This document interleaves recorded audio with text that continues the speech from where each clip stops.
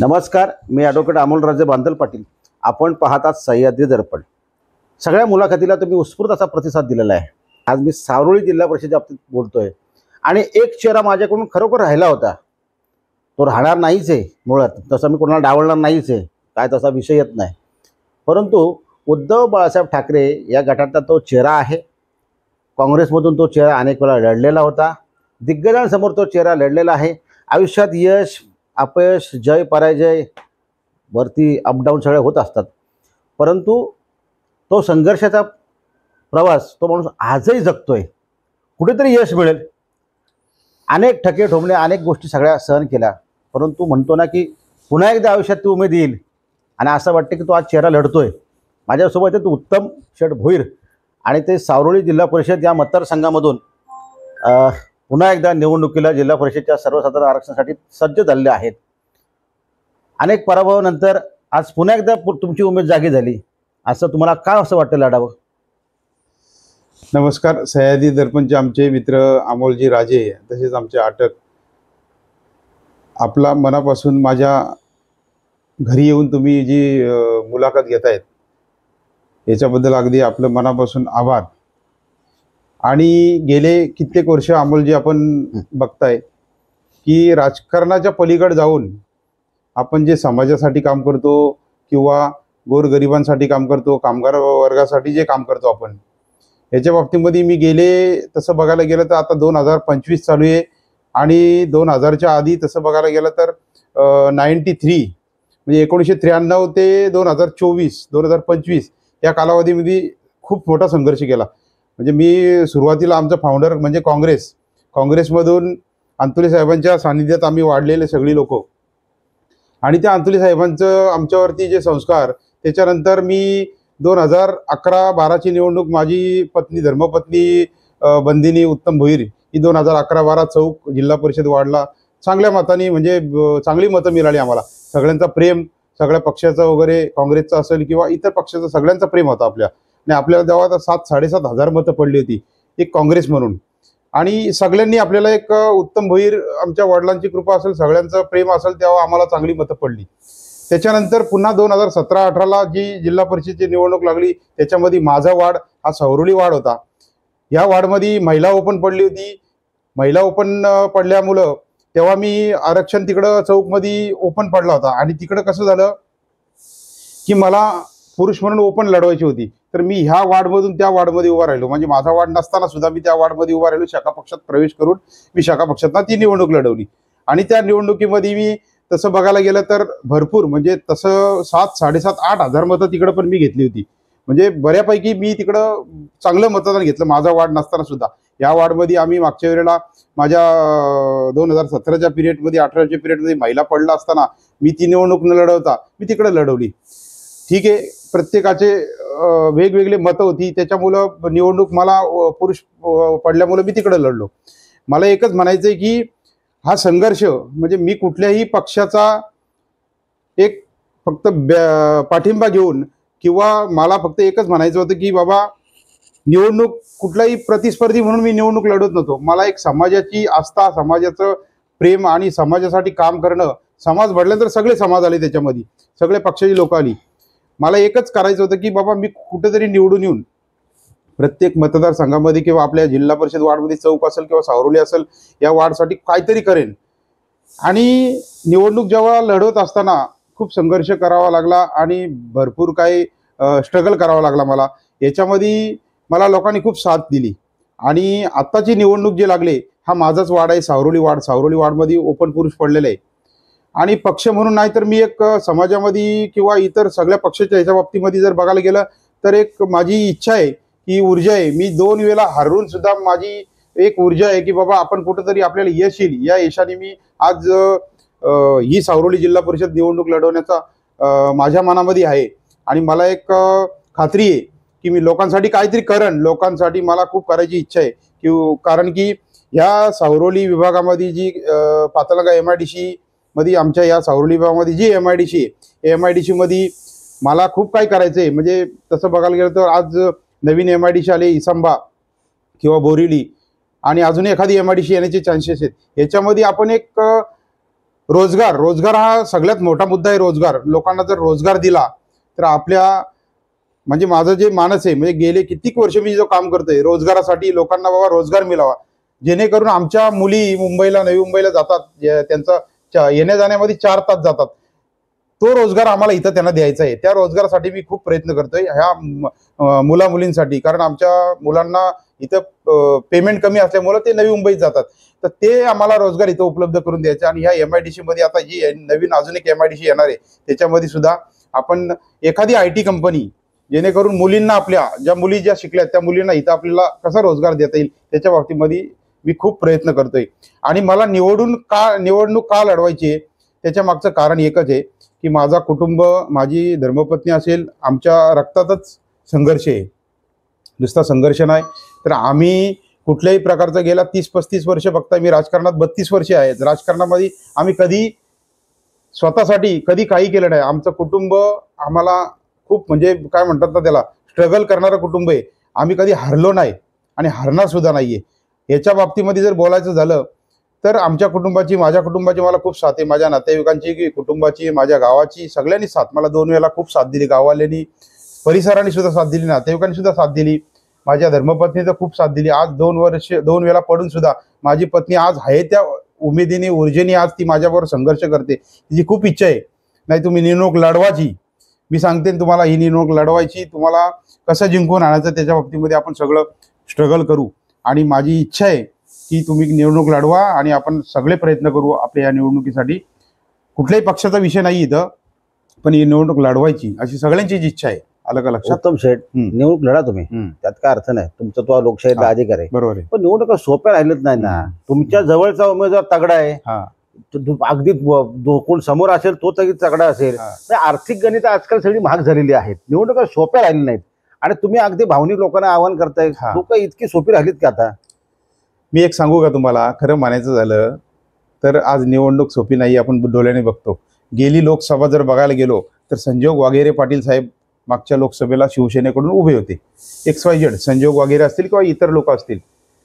निवडणुकीमध्ये मी जवळून अभ्यास केला, आपल्या वार्डचं बोलतो मी, सावरोली वार्डचं. मी तसं बघायला गेलं तर गेले ह्या वार्डमध्ये लोकसभेला 44 गावं आहेत.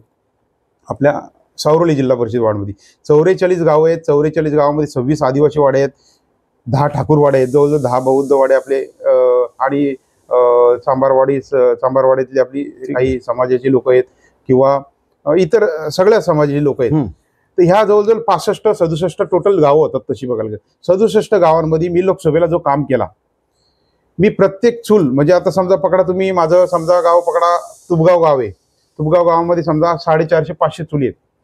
तर 450-500 चुली असं बघायला गेलं तर 65 गावामध्ये आज 6-35, जनरली पकडा तुम्ही, कमीत कमी 3000 ते 3200 चुली पकडा, सगळ्या टोटल चुली पकडल्या, सॉरी 3000 समजा चुली पकडा, चला जनरली सगळ्या 3000 ते चुली, त्या चुलींपर्यंत मी पोहोचलो.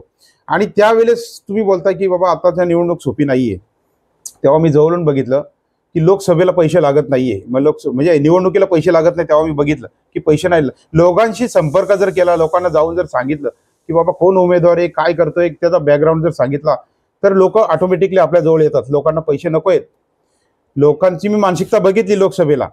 आम्ही 1 रुपया न देता आम्हाला आज लोकसभेला चांगली मतं पडली. या लोकसभेला, मावळ लोकसभेमध्ये उरण विधानसभा जी आमची येते, त्याच्यामध्ये कर्जत खालापूर विधानसभा येते, या दोन्ही मतदारसंघामध्ये हाच जिल्हा परिषद वार्ड सावरोली येतो. तसं जर बघायला गेलो आपण तर आपल्याकडे पैसे नसताना आपण 1 नंबरला लोकसभेला संजोग वाघेरेंना ठेवले. सेकंड आपण आता मागच्या विधानसभेला उरण विधानसभेमध्ये मनोहर शेठ भोईर साहेबांना, भले काही असो, समोरची व्यक्ती प्रीतम म्हात्रे शेका पक्ष म्हणून त्यांनी निवडणूक लढवली. त्यांना तसं बघायला गेलं तर ते खूप खूप म्हणजे अमाप पैसा या लोकांनी वाटला, म्हणजे आपण जवळून बघितला. याच्या बाबतीमध्ये बघायला गेलं तर महेश बालदी भाजपचे असतील, त्यांनी सुद्धा खूप जवळून आपल्या म्हणजे स्वतःच्या डोळ्यासमोर ह्या लोकांनी पैसे वाटले. आमच्या शिवसेनेकडे पैसे नव्हते, आम्ही पैसे 1 रुपया पण दिला नाही कोणाला. तसं जर बघायला गेलो तर तरी सुद्धा ह्या विधानसभेमध्ये माझा सावरोली जिल्हा परिषद वार्डमध्ये हा जो पंचायत समिती विभाग आहे तो वडगाव, मी 1 नंबरला राहिलो. मी माझा मोठेपणाने सांगत नाही, मी लोकांपर्यंत संपर्क साधला, लोकांना कसं मतदान करायचं, काय करायचं, लोकांना सगळं पटवून दिलं. आमचं व्हिजन काय, आम्ही काय करू, लोकांसाठी आम्ही सुखदुःखात किती जातो, किंवा प्रत्येकाच्या अडीअडचणीला 24 आवर्स आम्ही अवेलेबल असतो. असं 1 तास नाही दिवसातलं, 24 तास आम्ही लोकांच्या सेवेतच असतो. आम्ही पैसे कमवले नाही किंवा काय नाही. आज 30-32 वर्षाची माझी जी सेवा आहे लोकांच्या बाबतीमध्ये, जसं बघायला गेलं तर तुम्हाला कुठल्याही गावात जा, मी माझा मोठेपणा नाही सांगत, तर काम करणारी व्यक्ती कोण हे लोकच सांगतील तुम्हाला, मी माझं सांगत नाही मोठेपणा. ह्या विधानसभेला आम्ही 1 नंबरला राहिलो. तुमच्या त्या विधानसभेमध्ये कर्जतच्या तसं बघायला गेलं तर सावरोली जो पंचायत समिती विभाग येतो, तिथे आमदार महेंद्रशेठ थोरवे यांना काहीतरी साधारणतः 4600 मतं पडली, सुधाभाऊ घारेंना यांना काहीतरी 3800 मतं पडली, आणि आमच्या शिंदे आपल्या शिवसेनेला आमच्या काहीतरी 2400 मतं पडली. म्हणजे आमचा काही जास्त फरक नाही आहे त्या विभागामध्ये, लक्षात आलं का? आणि माझ्यासारखा जर चेहरा असेल, माझ्या मोठेपणाने सांगत, माझ्यासारखा जर चेहरा असेल, लोकांना माहिती आहे उत्तम भोईर कोण हे सांगायला नको आहे, म्हणजे असं मोठेपणा नाही आहे, नको आहे. तर तो सावरोली विभाग असेल किंवा आमचा विभाग असेल, याच्यामध्ये आज तफावत बघायला गेलं तर आमची शाखा पक्षाची मतं, शिवसेनेची इंडिया आघाडी म्हणून आम्ही आज इंडिया आघाडी म्हणून पकडतोय, तर आमची आज इकडं 7000 मतं माझ्याकडे आहेत. तिकडे तसं बघायला गेलं तर आमची ती 2500 ती मतं आमची स्वतःची शिवसेनेची आहेत. उद्या माझ्यासारखा जर चेहरा आला तर त्या सावरोलीमध्ये पकडा, तुम्ही आमच्या इकडे पकडा, तर मला जिंकायचं म्हणजे तसं बघायला गेलं तर सोपं जाईल. पैसे हा गणित आमच्या सावरोली विभागामध्ये, समोरचे प्रतिनिधी कोण आहेत, उमेदवार कोण आहेत, त्याची मला काही माहिती नाही किंवा काही देणं घेणं नाहीये. मी माझा चेहरा म्हणून गेले 32 वर्षाची माझी मेहनत, माझी लोकांची समजा सुखदुःख असतील किंवा लोकांच्यासाठी काही कामगार वर्गासाठी मी आज बघायला गेलो तर मला पैसे लागणार नाहीयेत. मी बिना पैशामध्ये मी ही निवडणूक लढवणार आहे, मला पैसे नाही लागणार आहेत. कारण लोकांना माहिती आहे उत्तम भोईर जर आवडला तर उत्तम भोईरला 100% मतदान करतील, हे मला कॉन्फिडन्स आहे. आणि उत्तम भोईर हा लोकांना आवडेल का आवडणार नाही, त्याच्या मागची कारणं आहेत. प्रत्येक गावात तुम्ही जाऊन बघा, प्रत्येक लोकांना विचारा, इतर पक्षाच्या सगळ्या लोकांना विचारा उत्तम भोईरचा स्ट्रगल काय आहे. आज बघायला गेलं तर 2007ला मोरबी डॅम जेव्हा तुमचं अस्तित्वात आलं, त्या मोरबी डॅमला 52 कामगार होते. तेव्हा विनायकराव मेटे, स्वर्गीय विनायकराव मेटे म्हणून आम्ही त्यांच्याबरोबर काम करायचो. तर साहेबांच्या मार्गदर्शनाखाली तेव्हा अजितदादा जलसंपदा मंत्री होते, झगडे साहेब कलेक्टर होते, गणेश नाईक साहेब आपले त्या मोरबी डॅमचे तसं मालकच बघायला गेलं तर मालक आहेत. आणि त्या मोरबी डॅममध्ये जर तसं बघायला गणेश नाईक साहेब मालक होते किंवा त्यांची महानगरपालिका होती, तो मोरबी डॅम त्यांना विकला गेलाय. तेव्हा आम्ही आमरण उपोषण केलं होतं. तेव्हा मी जवळजवळ 100 फेऱ्या मंत्रालयामध्ये मारल्या. तेव्हा देवेंद्र साटम आमदार होते, साटम साहेब सुद्धा होते. तेव्हा त्या मेटे साहेबांच्या मार्गदर्शनाखाली गणेश नाईक साहेबांना अजितदादांनी, मी जेव्हा मंत्रालयात गेलो तेव्हा त्यांनी स्पष्ट सांगितलं का हा मावळ लोकसभा नव्याने मतदारसंघ हा तयार झालाय. त्या मतदारसंघामध्ये हे चौकमध्ये हे मोरबी डॅम येतो. कुठल्याही परिस्थितीमध्ये गणेश ह्या भाषेत अजितदादा माझ्यासमोर बोलले, मेटे साहेब होते आणि साटम साहेब पण होते. म्हणजे त्यांना गणेश हाक मारली, म्हणजे हा फोनवरती बोलले, गणेश काही करून ह्या मोरबा डॅमचा मार्ग तू त्यांचा सोडव, त्यांच्या कामगारांचा जो प्रश्न मार्गी लावून टाक. तेव्हा कलेक्टर साहेब झगडे होते आपल्या इथं. तेव्हा ते मुंबऱ्याला बायपास मुंबऱ्याने ते 4 व्हीलरनी गाडीने चालली होती. तेव्हा त्यांना सुद्धा अजितदादांनी फोन लावला की काही करून तुम्ही यांचा हे प्रश्न मार्गी लावा. तेव्हा ते यश मला पहिलं आलं होतं. म्हणजे 52 कामगारांना आम्ही तसं बघायला गेलं तर त्यांना 13,000 पगार होता. आज त्या कामगारांना 50,000 पगार भेटते. मी माझा मोठेपणाने सांगत, आम्ही सगळ्यांनीच संघर्ष केला, त्याच्यामध्ये आपला सिंहाचा वाटा आहे त्या मोरबी डॅमच्या कामगारांमध्ये, 52 कामगारांमध्ये. त्याच्यानंतर पुन्हा रिलायन्सचं एक स्ट्राईक झालं, आमरण उपोषण. ते 17-18 दिवस उपोषण केलं, आमरण उपोषण केलं. रिलायन्सची कमिटी अख्खी जवळ तसा वेळेला IPS हे सगळे मोठ्या लोकांनी खूप त्रास दिला. केसेस झाले आमच्यावरती, आम्ही रस्ता रोको केला, सगळा केला. ती केसेस मी 14 वर्ष केस मी माझ्या अंगावरती केस घेतली. त्या जवळजवळ तसं बघायला गेला तर 35-40 पोरं होती, ती 35-40 पोरं होती. त्या पोरांना मी रिलायन्समध्ये आतमध्ये लोटले. ते इकडं कॉलनीमध्ये ते रिलायन्समध्ये आतमध्ये लोटले, त्यांना परमनंट केले आपण. नंतर VRS घेतला, ते सोडून द्या विषय. पण तो एक स्ट्रगल मोठा झाला. आपण तो कामगारांचा खूप मोठा लढा आपण यशस्वी केला. ते 2 लढे यशस्वी केले. त्याच्यानंतर पुन्हा आपण 2009-10च्या पिरियडमध्ये आपण केलकर कंपनी इथं आली आपली इथं. त्या केलकर कंपनीमध्ये जवळजवळ आमच्या शेतकऱ्यांची स्थानिक वडगाव वाशिवलेल्यांची जमीन गेली. त्याच्यामध्ये शिक्षण किती त्या लोकांचं 4वी-5वी शिक्षण होतं. त्या शिक्षणाच्या माध्यमातून तसं बघायला गेलं तर ती कंपनी काय बोलते, आम्ही का तुम्हाला घेणार नाहीये, तुमचं शिक्षण नाहीये, हे नाही ते. मी त्यांना आमरण उपोषण केलं तिथं पण 15 दिवस. त्या मालकाला बाहेरच्या देशामध्ये होता, आमरण उपोषण केलं. त्या लोकांनी तसं बघायला गेलं ना तर आम्हाला अजिबात रिस्पॉन्स दिला नाही 15 दिवसामध्ये. शेवटी आम्ही निर्णय काय घेतला, आम्ही स्थानिकांनी निर्णय घेतला. श्याम म्हात्रेंची युनियन होती, श्याम म्हात्रे साहेबांना आम्हाला सगळ्यांनी निर्णय घेतला. बोल साहेब ही लोक आपला निर्णय घेत नाहीये, काय करायचं. साहेब मला बोलले ठीक आहे, तुम्हाला काय निर्णय घ्यायचा. साहेबांना बोलू ही कंपनी आपण फोडून टाकायची. बघा, मी डायरेक्ट फोडून टाकायची डायरेक्ट. आम्ही कायदा सुव्यवस्था बिघडवली, कायदा सुव्यवस्था बिघडवून हातात घेतली. तेव्हा आम्ही ती कंपनी फोडली. तेव्हा त्या मालकाला कळलं, बाहेरच्या देशात होता, का आपल्या कंपनीची पूर्ण नुकसान सगळं केलंय. तेव्हा तो मालक फॉरेनमधून इकडं आला इंडियामध्ये. आल्यानंतर आम्हाला प्रांत ऑफिसला बोलवलं सगळ्यांना, आणि तेव्हा केसेस झाले आमची 27 पोरं आतमध्ये, मी सुद्धा आतमध्ये. पहिला 1 नंबरचा आरोपी मी होतो.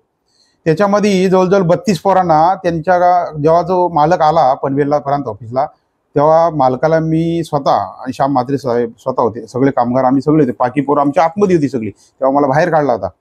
त्या पिरियडमध्ये जेव्हा मीटिंग घेतली आमची प्रांत ऑफिसला, तर त्या मालकाने काय सांगितलं की बाबा ठीक आहे, तुमचा काय प्रॉब्लेम आहे तो सांगा मला.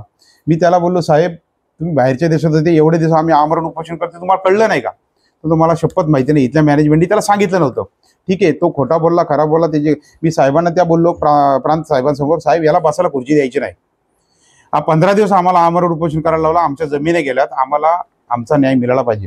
त्याला मी खाली बसवलं जमिनीवरती, त्या मालकाला, केलकर कंपनीच्या मालक. जोपर्यंत तू लेखी लिहून देत नाही की आम्ही तुमच्या पोरांना घेत नाही, तोपर्यंत याला साहेब खुर्ची द्यायची नाही बसायला. मी त्याला खाली बसवलं. त्याला खाली बसून त्याच्याकडनं रायटिंगमध्ये लिहून घेतलं. तेव्हा प्रांताकडं 32 पोरांना तेव्हा मी परमनंट नोकरी देतो असं लिहून घेतलं त्याकडनं. तेव्हा तो आम्ही उपोषण हे केला, स्थगित केला. आणि तेव्हा ती 32 पोरं आज 50,000 रुपये पगार घेतात केलकर कंपनी. ती म्हणजे आपण तेव्हा स्ट्राईक केलं नाही, हे आपली मेहरबानी आहे. आणि त्याच्यानंतर त्या कंपनीनी भरपूर काय, म्हणजे तसं बघायला गेलं तर खूप काय आपल्यासाठी करायचं होतं. आपण केलं ना, आपल्याला कोणाचं 1 रुपया नको, किंवा आपण काही कॉन्ट्रॅक्ट नाही घेतला, काय नाही घेतला. भरपूर संधी आल्या, कॉन्ट्रॅक्ट घे, हे घे, ते घे. मला तसलं पैसेच नको आहेत. मला माझ्या जिंदगीमध्ये भरपूर, मी आज 100 कोटीचा मालक असतो, पण मी काही केलं नाही माझ्या कुटुंबासाठी, नाही केलं का माझ्या ठिकाणी. मी लोकांसाठी भरपूर केलं. त्याच्यानंतर पुन्हा कॅस्ट्रॉलचं उपोषण झालं. कॅस्ट्रॉलचं उपोषण पण आमरण उपोषण 2 वेळा केला, तुम्हाला माहिती असेल. त्या उपोषणामध्ये पण आपण यश मिळवलं. त्या तिन्ही कामगारांना आपण कंपनीमध्ये परमनंट बेसवरती आपण त्यांना 2 वेळा स्ट्राईक केला. त्यांना पण आज परमनंट केले आपण तिथं, आज कॅस्ट्रॉलमध्ये आपण लावले त्यांना. हेच मला म्हणायचंय, तुमचा संघर्षाचा चेहरा आहे. मी संघर्ष तुमचा बघतो, सगळ्या एरियाने, या सगळ्या भागाने संघर्ष बघितलेला आहे. यश मिळत नाही, आपलं चुकतंय का लोक ह्यावेळी ती सगळी मागची पुन्हा ह्यावेळी कामाशी 100% लोक विचार करतील असं मला वाटतंय. आणि त्याच्यानंतर सुद्धा सांगतो तुम्हाला, एक सिलेंडर कंपनी आपल्या ग्रामपंचायतमध्ये, माझगाव ग्रामपंचायतमध्ये कॉन्फिडन्स कंपनी आहे. तिथं सुद्धा 12 कामगारांचा प्रश्न खूप मोठा होता. त्यांनी सुद्धा उपोषण केलं. ते उपोषण सक्सेस केलं मी. तिथली एक सुद्धा गाडी बाहेर येऊन ना दिली. मी स्वतः जाऊन लॉक लावला कंपनीला. जोपर्यंत माझ्या कामगारांना 12 कामगारांना घेत नाही परमनंटली, तोपर्यंत मी जाऊन देणार नाही गाडी. तिथं सुद्धा मी यश मिळवलं. त्या 12 कामगारांना आज चांगला पगार मिळतोय, त्यांना सुद्धा यश मिळलं. त्याच्यानंतर पुन्हा 2-4 महिन्यांनी थर्मॅक्स कंपनीवरती उपोषण झालं. 16 कामगार होते तिथं, मी असेल, XYZ सगळी लोक होती आपली. त्याच्या माध्यमातून आपण तो सुद्धा यश संपादन केला. आज त्या पोरांना 50,000 पगार आहे. त्यांना जवळजवळ बाहेरच काढले होते. आणि तिथं आतली माहिती असं सांगतो, म्हणजे आता बोलू नये, बोलायची वेळ आली, की भरपूर काही बोलण्यासारखं आहे तिथं. काही गोष्टी आता बोलायच्या नाहीयेत, पण त्या होणार होत्या, पण त्या आम्ही नाही. आम्हाला आमच्या कामगारांचा हित, आमच्या लोकल लोकांचं हित. तिथं महिला आमच्या रडत होत्या, आमच्या माता भगिनी रडत होत्या. तिथं मी स्वतः लॉक लावायची वेळ आणली आणि मी स्वतः बोललो. आम्ही पाण्यात भिजलो. आमचे सगळे मित्रमंडळी, आमचे सगळे पक्षी लोक आली. पण आम्ही तो स्ट्रगल एवढा केला की त्या 16 कामगारांना आम्ही यश मिळवून दिलं. आज तसं बघायला इथं गणपतीची मूर्ती आहे. त्या कामगारांनी गणपतीला येऊन माझ्याशी म्हणजे मला भेट दिली. मी काहीतरी त्यांच्यासाठी केलं म्हणून मला भेट दिली ना त्यांनी. आलं का लक्षात? म्हणजे मी असं म्हणत नाही, पण इतर तसं बघायला गेलं तर खूप संघर्षच मी करतोय किती वर्ष. या संघर्षामध्ये मी जगतोय, म्हणजे माझी एनर्जी वाढत चालली. मी तसं बघायला गेलं तर आज माझा 48 रनिंग 48 आहे. तसं बघायला गेलं आज पण 15-16 वर्षाचा एनर्जी म्हणून मी आज जगतोय. मी किती संघर्ष करतोय. गेले आता तसं बघायला गेलं तर 1995ची गोष्ट, जेव्हा नितीन गडकरी साहेब बांधकाम मंत्री होते आणि गोपीनाथ मुंडे साहेब उपमुख्यमंत्री होते, तेव्हा ही आमची मेगा सिटी येणार होती. म्हणजे मी कधीचा संघर्ष करतो विचार करा. 1993-95चा संघर्ष. तेव्हा अशोकदादा साबळे आमदार होते, त्या विलासराव देशमुख मुख्यमंत्री होते. ही आमची मेगा सिटी येणार 17 गावची. तेव्हा हे सगळे साठम साहेब आमदार होते. तेव्हा हे कोण नव्हते. तेव्हाचा इतिहास आहे. मी विचार करा, मी गेल्या 35 वर्षापूर्वीचं बोलते तुम्हाला. म्हणजे तेव्हाचा दिबा पाटील साहेब होते इथं. दिबा पाटील साहेबांच्या मार्गदर्शनाखाली, अशोक साबळे साहेबांच्या मार्गदर्शनाखाली तेव्हाचा मी मेगा सिटीचा मी पहिला आतमध्ये बसणारा, म्हणजे संघर्ष करणारा, मी आतमध्ये जेलमध्ये सुद्धा बसलोय. तेव्हाची गोष्ट म्हणजे 26 आणि बघा 35 वर्षापूर्वीची गोष्ट आहे. तेव्हा दिबा पाटील साहेबांच्या म्हणजे खांद्याला खांदा लावून मी लहान असताना तेव्हा मी संघर्ष केला अशोक म्हणून मी मगाशी म्हटलं की विलासराव देशमुख या संघर्ष चेहऱ्याच्या मागे लोकांनी उभं राहायला पाहिजे.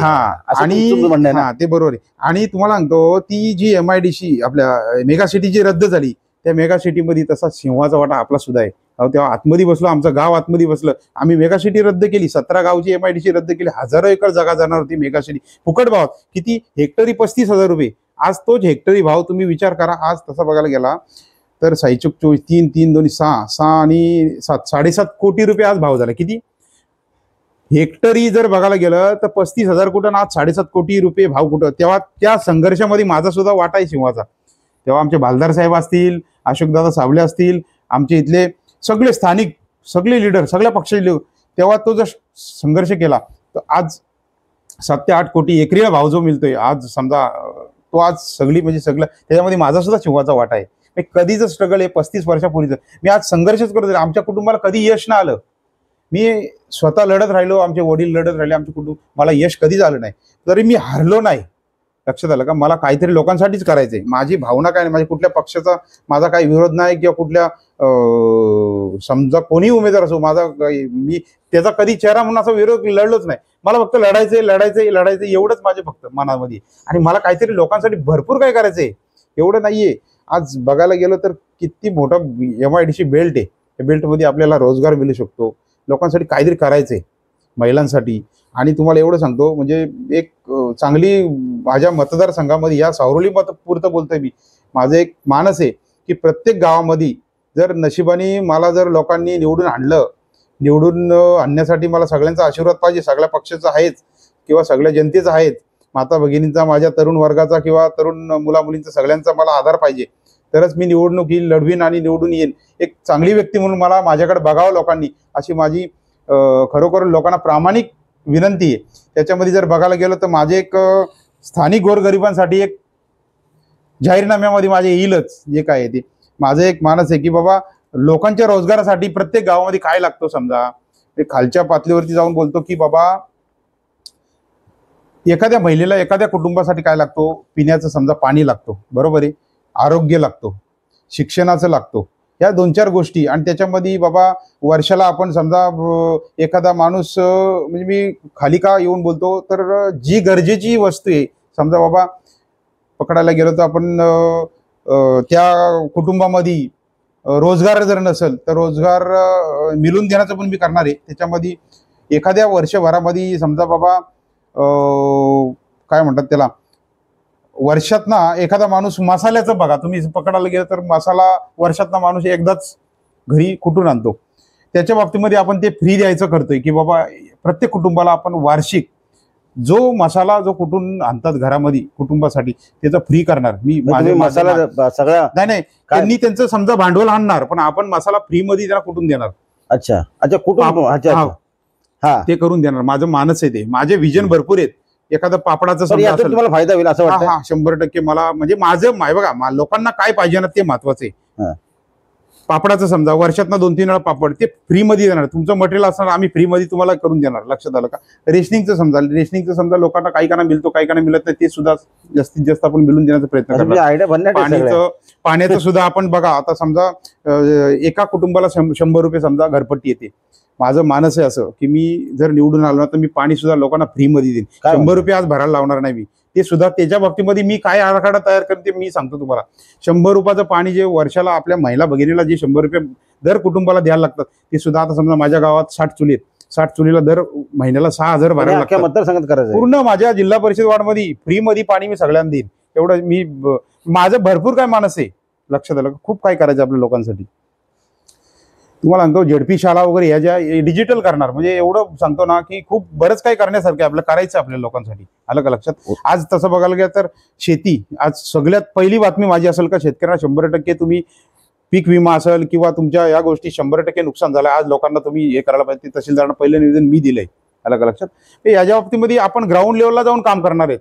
आपल्याला काय कॉन्ट्रॅक्ट नको कोणाची ना आपल्याला पैसे पण कमवायचे ना आपल्याला बिझनेसमॅन पण व्हायचं नाही पण लोकांसाठीच काम करायचं. आणि मी माझ्याकडे विजन आहे पूर्ण. माझं विजन तुम्हाला जाहीरनाम्यामध्ये दिसेलच.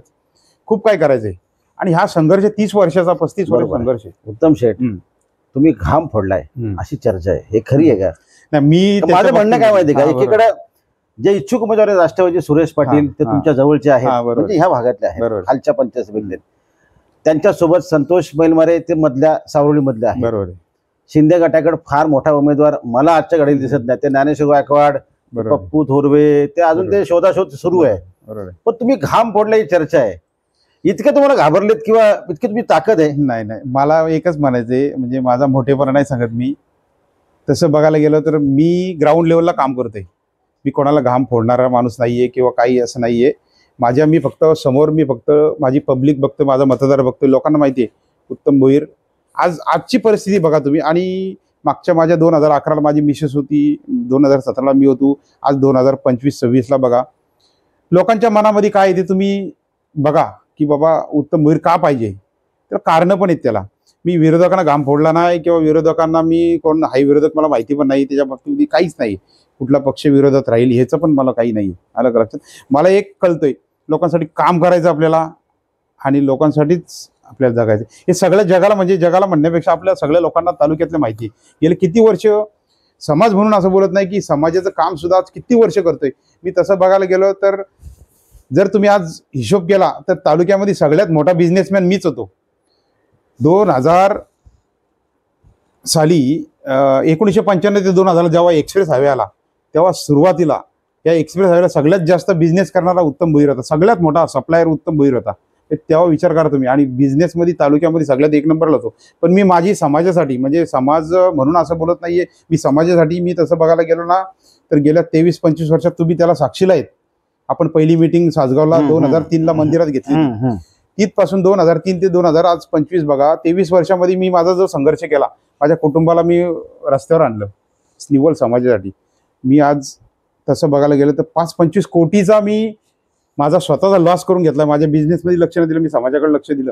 मी सगळं समाजासाठी केलं. मी आज लॉस झालो, मी आज रोडवर आलो असं म्हणत नाही समाजासाठी, पण मी आज काहीतरी करायचं होतं. तेच तर माझं म्हणणं आहे. ज्या समाजासाठी तुम्ही खस्ता खूप खाल्ला, त्या समाजाने आता कुठेतरी एक शेवटचा विचार तुमच्या करायला पाहिजे. ते लोकांनी आव्हान का असेल? माझं भावनिक आव्हान एवढंच असेल लोकांसाठी, की खरोखर एक चेहरा, म्हणजे माझे स्वर्गीय विनायकराव मेटे साहेबांच्या मी सानिध्यात वाढलो आणि साहेबांना अर्धवट जावं लागलं. तर साहेबांची पण इच्छा होती की उत्तम भोईरनी काहीतरी करावं आणि समाजासाठी. तसं बघायला गेलं तर मी एवढं स्ट्रगल करून आज आरक्षण मिळवून दिला. त्या आरक्षणामध्ये या खालापूर नाही तर रायगड नाही तर महाराष्ट्रामध्ये असं कुठलं जिल्हा नाही मी सोडला नाही.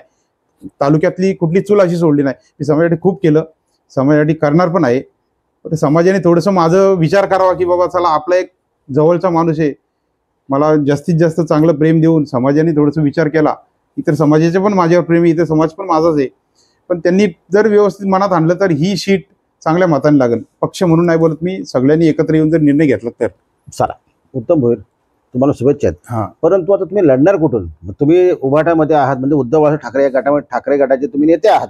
मग तुम्ही खरोखर ठाकरे गटातून लढणार आहात काय तर शिंदे गटाची ऑफर तुम्हाला आहे?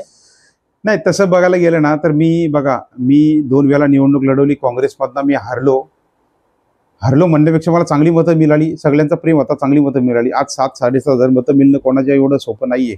सेकंड मी पण तेव्हा 7-7.5 हजार 8 हजार मतं काढली. भरपूर मतं शका पक्षातनं पडली. मला यश येत नाही म्हणून मी शिवसेनेत प्रवेश केलाय. मला थोडंसं, कारण शिवसेना फुटली नाही. 2 वेळा बघितला मी, शिवसेना फुटत नाही, एक मत फुटत नाही शिवसेना. त्यांना किती पण पैसे द्या कधीच फुटत नाही आणि पैसे घेत नाही शिवसेना.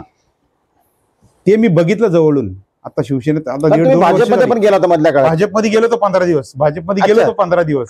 सांगतो ती स्टोरी, स्टोरी सांगतो तुम्हाला. बघा, मी स्वाभिमानी आहे, मराठा आहे. मी लक्षात घ्या, मी मराठा आहे. मी न हटणारा मराठा आहे. मी स्वाभिमानी आहे. मी 15 दिवस मी भाजपमध्ये गेलो. बालदी साहेबांच्या माध्यमातून मी प्रवेश केला होता त्यांच्या घरी जाऊन. नंतर माझा मोठा जंगी प्रवेश भाजपमध्ये होणार होता. पण मधल्या काळामध्ये जेव्हा XYZ व्यक्तीचा प्रवेश झाला चौकला, त्या प्रवेशामध्ये माझं त्यांनी, तसं बघायला गेलं तर मी पण 2 वेळा जिल्हा परिषद निवडणूक लढवली. आज माझं तसं बघायला गेलं तर महेश बालदी माझे मित्र होते चांगले.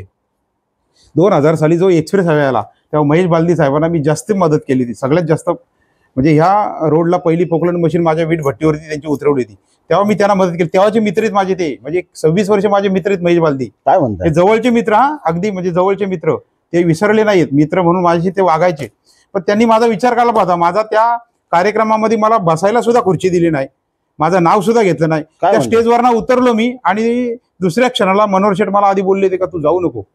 तरी मी त्यांचं ना ऐकलं, मी तिकडे प्रवेश केला होता, पण त्या लोकांनी माझा अपमान केला. भाजपवाले हे मुद्दाम केलं का? मुद्दामून केलं असं, कारण मी त्यांना डोईजड होते का काय, कोणाला होते काय माहिती नव्हतं, मी नाव नाही घेत कोणाची, माझा ते अपमान केला.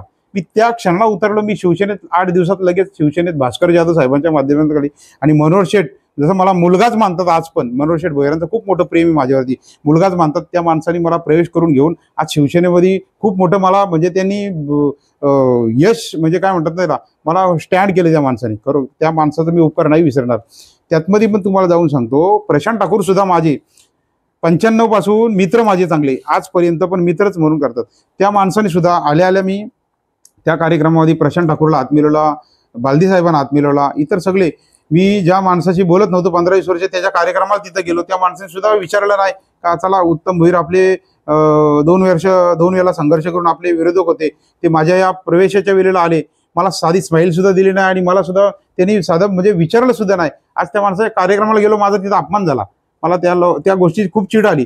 मी लगेच खूप मोठ्या संख्येने मी शिवसेनेत प्रवेश केला.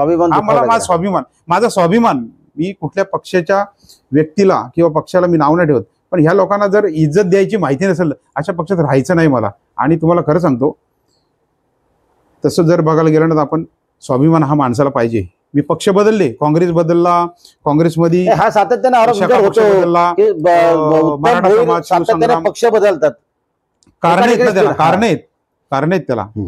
का? कारण आहेत त्याला. काँग्रेस का बदलला त्याच्या मागे खूप मोठा इतिहास आहे.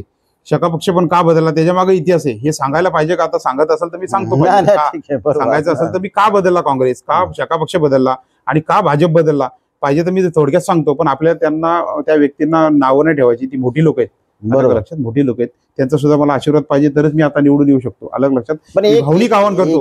उत्तम भोईर हा आपल्या पक्षात नाही, या पक्षात गेला, त्या पक्षात गेलाय, की त्यांनी उलटा माझ्यासाठी भाजप असेल, काँग्रेस असेल, शेका पक्ष असेल, राष्ट्रवादी असेल किंवा शिंदेसेना असेल, कोणी असेल, उत्तम भोईरला फुकट निवडून द्या तुम्ही, बिनविरोध द्या, असं तर मी त्यांना आव्हान करतोय. कारण माझा स्ट्रगल, माझा संघर्ष बघा तुम्ही. माझ्यासारखा संघर्ष करणार या जिल्ह्यात तरी माणूस भेटणार नाही, मी मोठ्यानं सांगत नाही.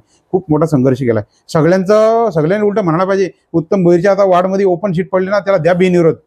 मागच्या वेळेला सुरेश पाटलांना आमच्या गावाने, आमच्या परिसराने चांगल्या मताने, म्हणजे तसं बघायला गेलं तर फुकटमध्ये निवडून दिलं, फुकटमध्ये. आलं का लक्षात? त्याच्यामध्ये माझा सुद्धा शिवाचा वाटा आहे. माझी मिसेस उभी राहणार होती. माझी मिसेसला मी विचारलं, समोर ती विचारा का तू उभं राहणार आहे का इथं? ती बोलते मला जमणार नाही उभं राहायला. मग सुरेशला मी ग्रीन सिग्नल देऊन टाकला लक्ष्मीच्या मंदिरामध्ये कोल्हापूरला, तुला ग्रीन सिग्नल. तेव्हा मी शका पक्षात काम करायचो, सॉरी काँग्रेसमध्ये होतो. त्यांच्याकडून तेवढा काही शब्द घेतला होता का? असं काय होतं का? नाही, शब्द नव्हता घेतला. मी त्यांना बोललो होतो तुम्हाला मी ग्रीन सिग्नल दिला, म्हणलं तुम्ही बिंदास उभं राहा. त्याच्यानंतर मग शका पक्षात ना इकडं जी निवडणूक मी ओपन पडली म्हणून तिकडं गेलो निवडणूक लढवायला. अलग लक्षात. त्यांना कम्प्लिटली खुल्ला रान झाला इकडं आणि चांगल्या लोकांना प्रामाणिकपणे निवडून दिला.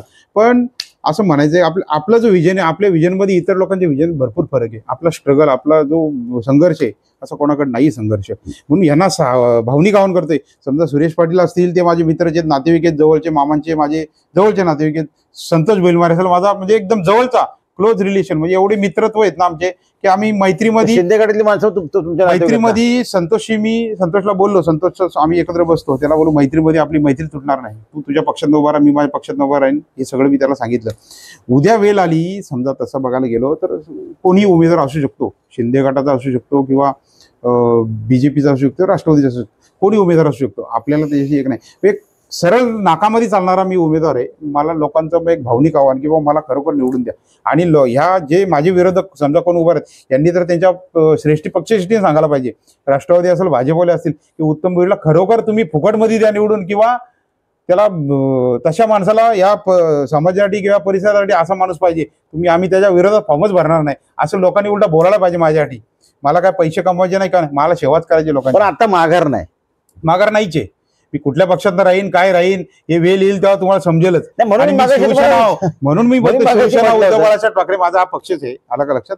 वेळ आली तर या घडामोडी काय घडतील याचा भरोसा नाहीये, मी ते सांगत नाहीये, पण माझा हा शिवसेना उद्धव बाळासाहेब ठाकरे म्हणून मी बोलतोय, किंवा शिवसेना असेल कुठलाही असो, याच्या बाबतीमध्ये मला सगळे एकत्रच, म्हणून एखादी वेळी काही होऊ शकतो याच्यामध्ये मी बोलत शकत नाही, कारण इतर वरच्या पक्षासाठी सगळे जे कुठल्याही पक्ष असेल काही निर्णय होऊ शकतात. आलं का? माझं तेच म्हणणं आहे की विद्यमान आमदार कर्जत खालापूरचे महेंद्रशेठ थोरवे हे तुमचे देखील मित्र आहेत, म्हणून माझ्या काळात काही गोष्टी आल्या होत्या की उत्तम भोईर एकतर शिंदे गटाला उमेदवार नाहीये, आणि शिवसेना आमदार सातत्याने बोलतात उद्धव ठाकरे गट काय आणि शिंदे गट काय एकच आहे. म्हणजे इथे आत्ताच्या निवडणुकीत अशी मोठी चर्चा आहे की आमदार आयत्या वेळी तुम्हाला सिग्नल देतील. हा मोठेपणा बघा, हा मोठेपणा तसा बघायला गेला तर आज मराठा समाजाचे आमचे खूप मोठे आणि पक्षाचे महेंद्र शेठ थोरवे आमदार म्हणजे आमचे गुरु आहेत ते आणि गुरुबंदी आहेत. मी गेले त्यांच्या तसं बघायला गेला तर 15-20 वर्ष मराठा समाज म्हणून किंवा आम्ही एकत्र सगळं आणि त्यांचा आशीर्वाद असतोच कायम. आलं का लक्षात? आता त्यांच्या मनातल्या काही गोष्टी आहेत त्या सांगणार नाही, त्या मला सांगणार नाही, तुम्हाला सांगणार नाही, त्यांच्या मनात काही माहिती नाही. पण माझे एक भावनिक आव्हान असं आहे की त्यांनी सुद्धा विचार करावा, सगळ्यांना सांगून बाबा चला उत्तम भोईर म्हणजे महेंद्र शेठ थोरवेंनी तसं जर बघायला गेलं तर मला आशीर्वाद दिलेलाच आहे. आलं का लक्षात? उत्तम भोईरचा स्ट्रगल, उत्तम भोईरचा संघर्ष, त्या माणसाला कुठेतरी आपण स्टँड करू हा शब्द आहे आमदार साहेबांचा. मी का त्या पक्षात नाही आहे, पण पक्ष म्हणून नाही बोलत, पण एक साहेबांचा आशीर्वाद आहे मला. लक्षात आलं का? अशा माणसाला गरज आहे समाजाची आणि अशा माणसाला आम्ही कधी पण सहकार्य करू अशी मला त्यांचा आशीर्वाद आहे. मी कशाला खोटं बोलू, तुमच्या समोर मी क्लिअर करतो. आणि त्या माणसाचा आशीर्वाद जर बघायला गेलं तर आमच्या ह्या सावरोली जिल्हा परिषद वार्डमध्ये, आमच्या चौक जिल्हा परिषद वार्डामध्ये जवळजवळ तसं बघायला तर 50-60 आदिवासी वाड आहेत. लक्षात? या आदिवासी वर्गासाठी सुद्धा मी काम करतच राहतो. प्रत्येकाच्या सुखदुःखाला, प्रत्येकाच्या अडीअडचणीला MGM हॉस्पिटल असेल, कुठेही असो, माझ्या खिच्यामध्ये समजा 1000 रुपये असतील त्यातले नक्कीच मी 500 रुपये त्यांना देतो. म्हणजे ह्या आदिवासी समाजासाठी सुद्धा मला बरंच काही करायचंय, खूप काही करायचंय. म्हणजे ठाकूर समाज असेल, आदिवासी समाज असेल, आमचा बौद्ध समाज असेल, मला बरंच काही करायचंय. म्हणजे माझ्याकडे विजन आहेत भरपूर. आलं का लक्षात? आणि मी गेले 30 वर्षामध्ये मी आदिवासींसाठी खूप झडतोय. त्यांना प्लॉट मिळून दिले. तहसीलदार साहेब जेव्हा आपले नारे साहेब होते तहसीलदार, आज 2000ची गोष्ट असेल, 2005च्या नंतरची गोष्ट, मी माझ्या आदिवासींना प्लॉट मिळून दिले, फॉरेस्टमधून प्लॉट मिळून दिले. इतर समाजाला तिथं तसं बघायला गेलं तर त्यांना सुद्धा प्लॉट मिळून दिले. म्हणजे आदिवासींसाठी बरंच काही करायचं आपल्याला. लक्षात आलं का? या खूप गोष्टी आदिवासींसाठी, आणि त्यांना मी रोजगार सुद्धा उपलब्ध करून दिलेले आहे बऱ्याच लोकांना. हे गोष्टी, आणि मला जर निवडून दिलं तर मी त्यांना आज शिक्षण सगळ्यांना घ्यायला लावतोय, शिक्षण करून देतोय त्यांचं सगळं, बऱ्याच काही गोष्टी करतोय. आणि ह्या लोकांना कुठेतरी ह्या MIDC मध्ये रोजगार द्यावा यासाठी सुद्धा मी आदिवासींसाठी भरपूर प्रयत्न करणार आहे. मी तेच मला म्हटलं की समोरच्या म्हणून इतके ताकदवान आहेत आर्थिक गोष्टीने. बरोबर. आणि त्या मानाने आपण अगदी संघर्षाच्या सगळ्या प्रवासात सगळी एक शब्द बोलतो, शेवटचा शब्द बोलतो. म्हणजे मी माझा मोठेपणा नाही, त्यांची ताकद कोण आहे समोर हे मला काहीच त्याच्याशी म्हणजे नाव घेत नाही मी कोणाचा. उत्तम भोईरला एवढं हलक्यात घेऊ नका म्हणा. मी आव्हान करतो, आव्हानच देतो. आज मला शेवटची निवडणूक लढवायची, हा माझा एंड असेल, याच्यानंतर मी राजकारणात नाही दिसणार, माझा एंड असेल किंवा मला भरारी मिळेल. नक्कीच सांगतो तुम्हाला, किती पण जरी ते समजा बल्लेवान किंवा काय म्हणता तुम्ही मोठी लोक असली तरी उत्तम भोईर हा संघर्षातनं तयार झालेला उत्तम भोईर आहे. आणि उत्तम भोईरनी म्हणजे जेवढे काय समजा आता बोलू नये, कारण कसं आहे, नक्कीच एक पाऊल पुढे असेल त्यांच्यापेक्षा, एवढं मी तुम्हाला चॅलेंज देऊन सांगतो. आणि विजयाची खात्री तुम्हाला आहे ना? 100% विजय आता होणारच आहे, आपला होणारच आहे. कारण मला तसं ती ऊर्जा आहे माझ्याकडे. आला का लक्षात? आणि एवढं पण सांगतो जाता आता, म्हणजे मी आज माझे गुरुबंधू आहेत, राणे महाराज असतील, भाई महाराज असतील, या परिसरामध्ये माझे सगळे, मी आप्पासाहेब धर्माधिकाऱ्यांचा सुद्धा मी हे आहे. तुम्ही काल गेला होता, दर्शन घ्यायला? आप्पासाहेबांचं दर्शन घेऊन आलो मी. रायगडवरती आता परवा माझे समाधीचं दर्शन घेऊन आलो. कारण गेल्या 2 निवडणुका मी लढवल्या, पण मी रायगडला दर्शनाला गेलो नव्हतो. मला एक माझ्या मनात आलं की बाबा मी आपल्याजवळ रायगड राजधानी असताना मी गेलो नाही, पण मी पहिल्यांदा रायगड राजधानीचं दर्शन घेऊन आलो. लक्षात आलं का? मला एक ऊर्जा मिळाली तिथून, रायगडच्या महाराजांच्या दर्शनाने, पाचाळला जिजामाऊ मासाहेबांच्या दर्शनाने, जगदीश्वराच्या दर्शनाने मला ऊर्जा मिळाली. ते मी दर्शन घेऊन आलो. त्याच्यानंतर मी पुन्हा आप्पासाहेबांकडे सुद्धा दर्शन घेऊन आलो. आलं का लक्षात? माझी एक ऊर्जा वेगळी तयार झाली. मग कामाख्या मातेचं दर्शन घेऊन आलो मी, खाटूश्याम बाबांचं दर्शन घेऊन आलो. म्हणजे आता अक्कलकोटला उद्या मी सकाळी अक्कलकोट महाराजांचं दर्शन घेऊन येतोय. माझी एक ऊर्जा वेगळी आहे. मला काहीतरी करायचं लोकांसाठी आणि मला निवडूनच यायचंय. माझं चॅलेंज आहे. तुम्ही म्हणताय ना बलाढ्य उमेदवार आहेत, त्यांनी त्यांची ताकद, म्हणजे मी असं म्हणत नाहीये, त्यांना मी कमी लेखत नाहीये. उत्तम भोईर त्यांच्या पुढे एक पाऊल असेल एवढं लक्षात घ्या. गेले 15-20 वर्षात मी जो संघर्ष केला, या संघर्षामध्ये 2017-18ची जी निवडणूक लढवली त्याच्यामध्ये मला तसं बघायला गेलं तर खरं सामर्थ्य मला दिलं. माझे गुरु असतील विवेक पाटील साहेब, त्यांचं मला खूप त्यावेळेस मला सहकार्य मिळालं. आणि साहेबांच्या मार्गदर्शनात मला 7 ते 8 हजार मतं मिळाली. आणि साहेबांची कृपा होती. भले निवडून नसून येऊ दे, पण मला साहेबांचं सुद्धा प्रेम आहे आज पण आहे. साहेब माझे गुरुस्थानी आहेत. तसंच इथं जर बघायला गेलं तर आज शिवसेनेमध्ये उद्धव बाळासाहेब ठाकरे या पक्षामध्ये मला ज्यांनी घेतलं ते मनोहर शेठ भोईर असतील, आमचे माझे तसं बघायला गेलं तर गुरु म्हणजे बबनदादा पाटील असतील आणि इथले माझे तालुका अध्यक्ष माझे एकनाथभाऊ पिंगले असतील आणि इतर सगळे शिवसैनिक माझे समजा विभाग प्रमुख असतील, जिल्हा परिषद वार्डचे अध्यक्ष असतील, सुनील धोरे असतील किंवा गोरखआसला आमचा राजेश मेहतर असतील, सगळे पक्षाचे सरपंच सदस्य या सगळ्यांचा प्रेम आणि मी जी शिवसेना बघितली असे शिवसेनेमध्ये जे प्रेम आणि या शिवसेनेमध्ये जो कार्यकर्ता आहे त्या दिवशी आम्ही मिटिंग लावली साधारणतः एका कॉलवरती. आज प्रत्येक सावरली जिल्हा परिषद आणि या वडगाव पंचायत समिती विभागातले प्रत्येक शाखा प्रमुख आणि प्रत्येक पदाधिकारी एका कॉलवरती माझ्या आले. हा प्रेम शिवसेनेमध्ये जो आहे हा कुठं प्रेम मिळणार नाही आणि शिवसेना ही कधी न विकली जाणारी शिवसेना आहे. एवढं जबरदस्त शिवसेनेमध्ये मला प्रेम मिळतोय. मला एक खात्री आहे की मी या शिवसेनेमध्ये गुलाल घेऊ शकतो आणि हे सगळं बघायला गेलं तर सगळं माझं साध्य होईल असं मला शिवसेनेमध्ये वाटतंय आणि मला यश मिळेल एवढं मी बोलतो. आणि सगळ्या माझ्या या सावरोली आणि वडगाव जिल्हा परिषद वार्डमध्ये सावरोली जिल्हा परिषद वार्डमध्ये सगळ्यांचा मी आभारी राहील की मला जास्तीत जास्त मताने आपण सगळ्या पक्षाच्या लोकांनी थोडा विचार करावा आणि माझ्यासाठी कुठेतरी एक संधी द्यावा. चांगल्या माणसाला तुम्ही निवडून द्या. एवढंच मी 2 शब्द बोलतो आणि माझं थांबतो. जय हिंद, जय महाराष्ट्र.